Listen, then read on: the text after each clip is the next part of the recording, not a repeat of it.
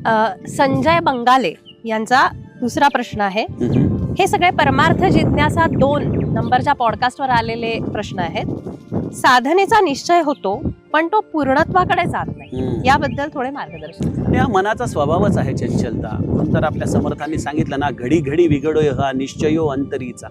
आपल्याला क्षणाक्षणाला निश्चय आपला होतो आणि लगेच आपण ढळतो देखील.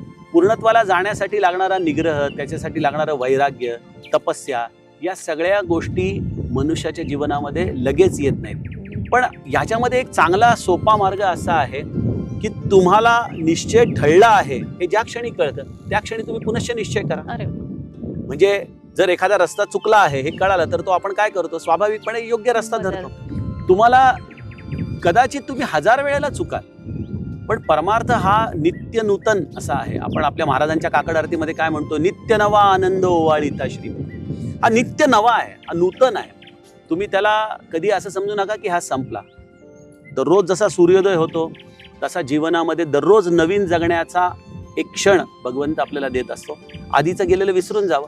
त्या दिवशी निश्चय करावा की आजचा दिवस मी भगवत नामस्मरणामध्ये घालीन. अगदी दिवस देखील हा काळ मोठा वाटत असेल तर ठरवा की आता 1 तास मी नामस्मरण करीन. 1 तास जमत नसेल तर समजावं 5 माळा तरी मी आता नामस्मरण करीन.